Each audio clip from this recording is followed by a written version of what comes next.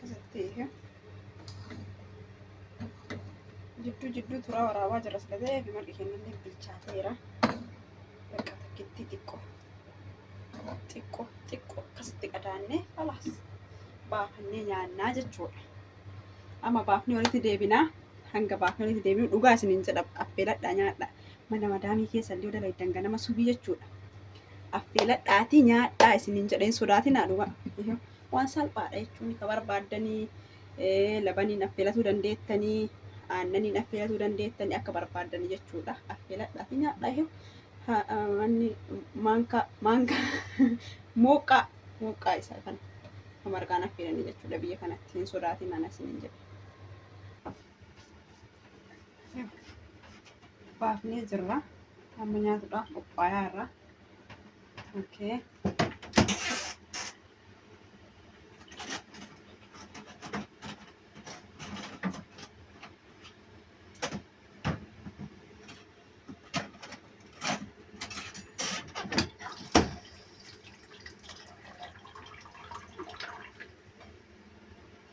kun immoo dhadhaadha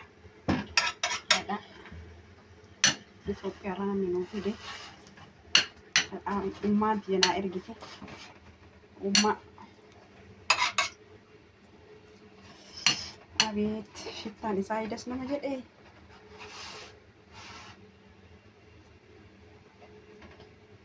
akkanatti affeelama marqi akka naannoo keenyatti akkanatti laaqama tolee akkana godhanii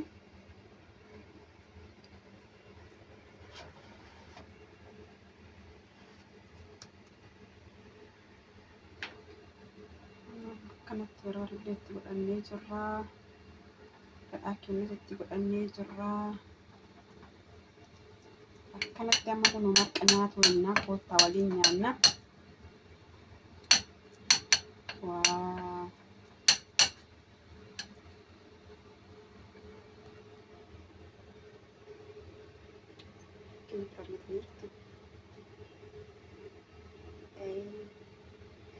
hanga waliin qammafnee ilaalla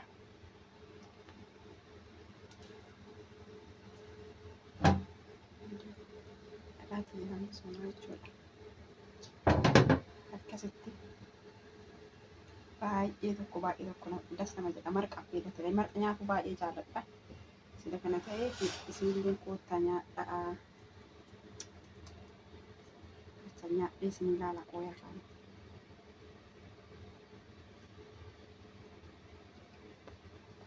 barbaree laazima akkana jaalattanoo ani barbaree baay'ee sila nyaannee fi sida baay'ee nyaanneef xiqqeessee itti godha jechuudha abbaan haga isaaf ofiitiin akka maatii ofiitiin godhatallee akka maatii ofiitiin nyaatallee bismillah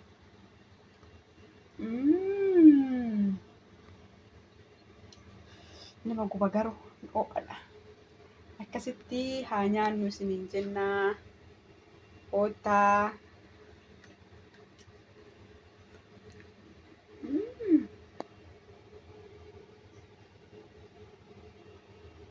waaw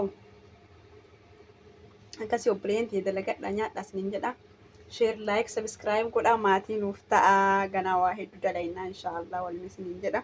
galatooma waan nu hordoftaniif